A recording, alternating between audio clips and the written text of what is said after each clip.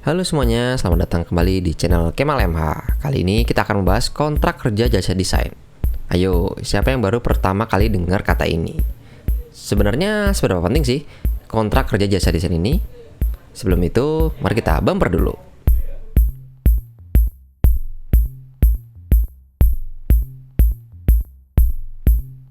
Nah, tapi sebelum kita mulai, saya ingin bertanya nih, siapa di sini yang kalau sudah deal project langsung kerjain desainnya atau langsung kerjain projectnya?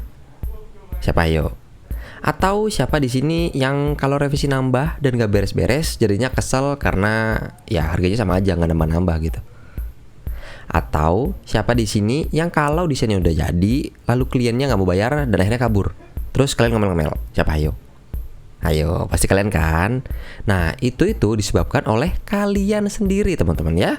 Jadi, itu tuh karena kalian gak ada deal-dealan resmi dengan kliennya. Dan karena kalian gak deal-dealan resmi, entah itu bentuknya dalam bentuk chat atau yang terpenting yaitu adalah dalam bentuk dokumen.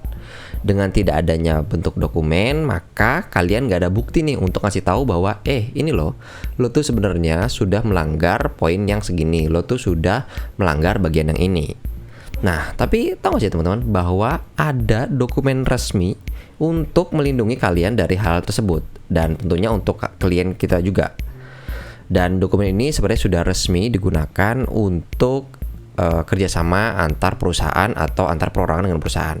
Dan namanya adalah Surat Perjanjian Kerja atau SPK. Mungkin namanya bisa macam-macam ya. Ada surat perintah kerja, ada kontrak kerja yang biasa digunakan pada umumnya. Dan tenang kok, bentuknya nggak seperti kayak gini, nggak dokumen yang bertubuh kayak gitu. Tenang. Jadi sebenarnya apa itu surat perjanjian kerja atau kita singkat aja SPK? Jadi SPK itu adalah dokumen kesepakatan tertulis yang berisi klausul atau ketentuan khusus antara dua atau lebih pihak yang berhubungan. Jadi isinya itu sebenarnya poin-poin yang disepakati antar kedua pihak. Contohnya di sini adalah kalian dan juga klien kalian. Dan fungsinya adalah dokumen ini dibuat agar kedua belah pihak, kalian dan klien kalian, itu merasa aman dan terlindungi secara hukum. Jadi nggak ada yang terasa tercurang ini, baik kalian maupun klien kalian. Dan ini itu sudah lazim digunakan di dunia profesional. Jadi ini tuh bukan yang hal baru teman-teman gitu ya. Jadi teman-teman nggak usah ragu, nggak usah takut untuk akhirnya menggunakan SPK ini atau malu mungkin.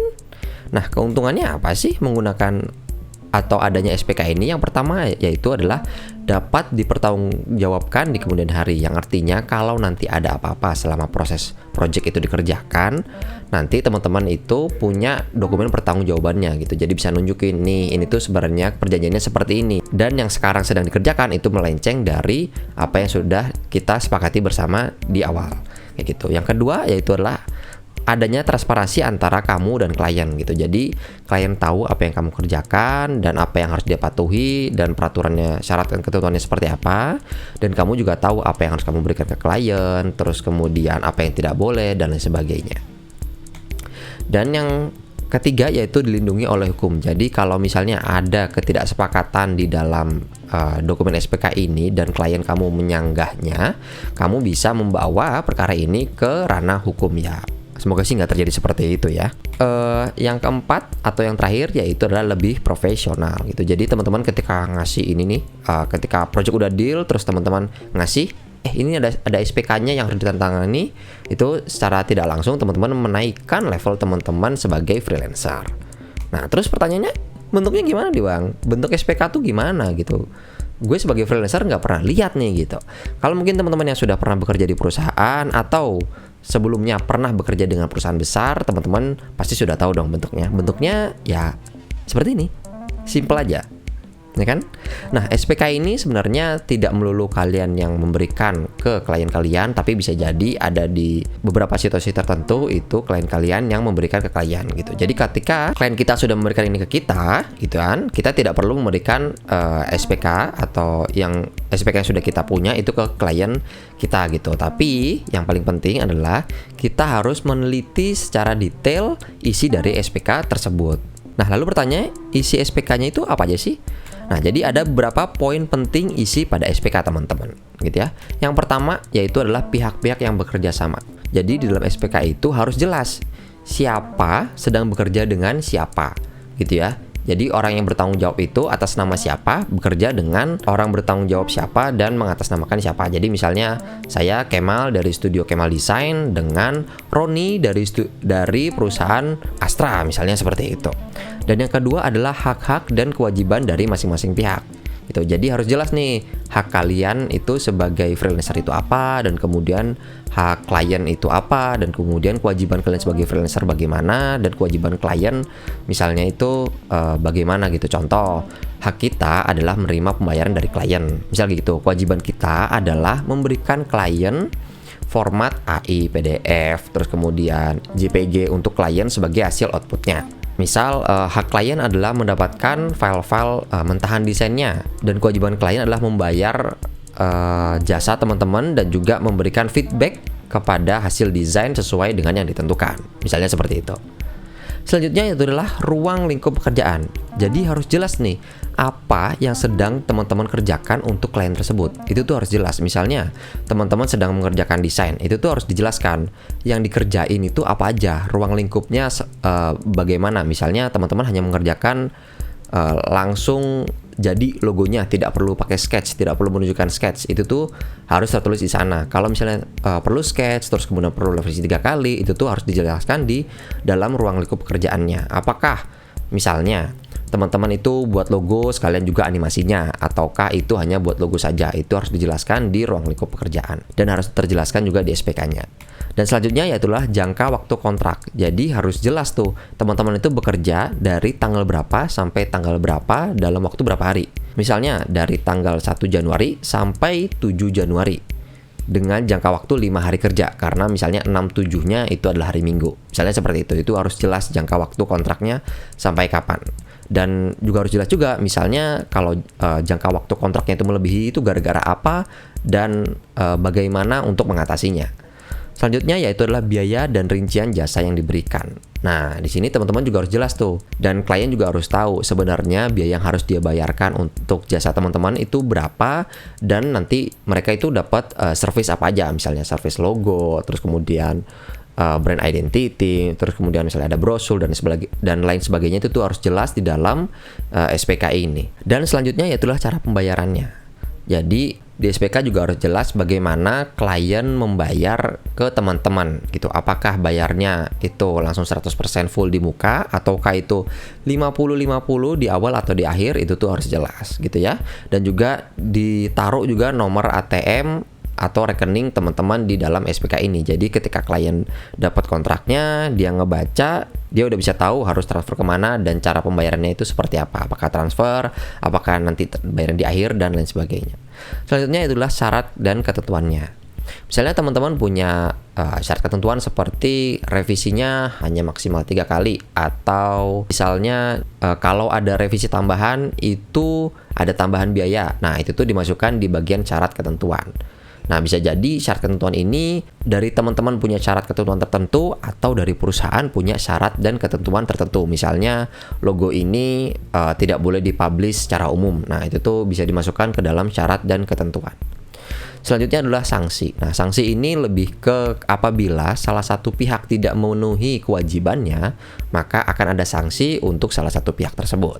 Misalnya teman-teman tidak bisa memenuhi pengerjaan yang dalam jangka waktu tertentu tersebut, 5 hari waktu kerja gitu ya. Terus teman-teman nggak ada kejelasan untuk hal itu dan klien tidak menerima alasan teman-teman, maka teman-teman akan kena sanksi. Nah, sanksinya ini apa sih? Itu juga berlaku apabila klien tidak dapat memenuhi kewajibannya. Itu juga klien akan kena sanksi. Misalnya kalau klien itu telat untuk memberikan feedback revisi, maka sanksinya adalah pekerjaan akan tetap terus dikerjakan gitu. Atau apabila klien menghilang, itu misalnya pembayarannya yang di DP itu tidak dapat dikembalikan, misalnya seperti itu. Yang selanjutnya adalah force majeure. Jadi ini lebih ke kalau ada hal-hal yang dalam bahasa Indonesia keadaan kahar atau yang tidak bisa kita prediksi, misalnya gempa bumi, itu penyelesaiannya bagaimana.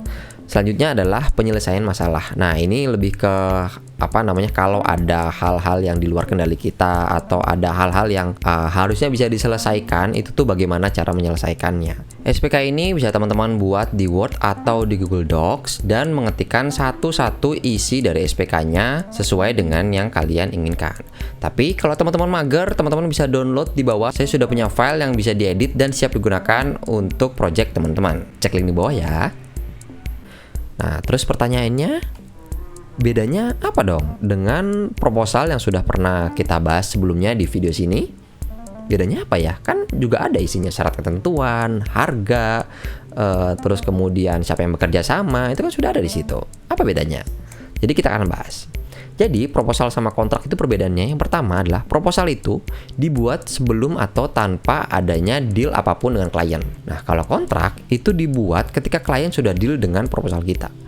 Jadi posisinya kalau proposal itu sebelum deal, kalau kontrak itu setelah deal.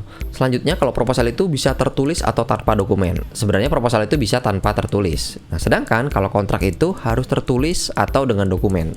Selanjutnya kalau proposal itu tidak perlu tanda tangan klien, karena itu kan dibuat atau sebelum adanya deal apapun. Sedangkan kalau kontrak, karena itu setelah proposalnya deal, maka itu harus ada tanda tangan klien. Yang artinya kalau klien tanda tangan di situ, klien menyetujui semua hal-hal atau isi yang ada dalam kontrak tersebut, dan itu sangat penting. Dan yang terakhir adalah proposal itu sebenarnya sebagai gambaran singkat untuk klien akan syarat dan ketentuan kita gitu. Jadi klien itu bisa lihat, si A itu bayarnya harus 50% dulu, atau ternyata revisinya perlu 3 kali, seperti itu. Sedangkan detail-detailnya atau rinci-rinci terhadap syarat dan ketentuan itu ada di dalam kontraknya gitu. Jadi kontraknya itu adalah dokumen komplit dan juga dokumen formalnya. Dan yang terakhir, proposal itu tidak terikat hukum. Jadi kalau misalnya ada apa-apa terhadap proposalnya, klien tidak sepakat atau bagaimana, ya tidak bisa diapa-apain kan, karena orang nggak ada persetujuan apapun. Sedangkan kalau kontrak itu terikat hukum, karena tadi sudah ada tanda tangan kontraknya dan juga ada materainya. Nah, terus misalnya kalau klien itu tidak sepakat dengan kontrak kita, bagaimana? Ya, kita tinggal mengubah isi dari kontrak tersebut. Pokoknya kontrak tersebut itu harus disepakati antar kedua belah pihak. Jadi kalian harus setuju dengan isinya dan klien juga harus setuju dengan isinya gitu. Jadi isinya itu tidak hanya berfokus kepada klien aja, tapi juga kepada klien. Jadi harus disepakati kedua-duanya. Setelah sepakat, baru kontrak itu ditanda tangani. Jadi apa sih kesimpulan dari kontrak kerja project ini? Yang pertama adalah kontrak kerja itu adalah sebuah dokumen kesepakatan tertulis yang berisi klausul atau ketentuan khusus antara dua atau lebih pihak yang berhubungan. Contohnya di sini adalah kalian dengan klien kalian. Dan yang kedua, dokumen kontrak kerja ini memang diperlukan untuk melindungi kalian dan klien dari hal-hal yang tidak diinginkan oleh kedua belah pihak. Contohnya tadi, ya misalnya revisi yang berlebihan, atau kliennya kabur, atau kalian yang tidak bisa menyelesaikan pekerjaan. Yang ketiga, yaitu adalah dokumen ini sudah lazim kok digunakan di pelbagai bisnis maupun instansi. Jadi teman-teman nggak perlu malu atau dibilang sok formal nih, sok profesional. Nggak perlu, ini tuh udah lazim. Jadi ketika teman-teman memberikan ini kepada klien kalian, itu memberikan persona yang profesional ke klien kalian.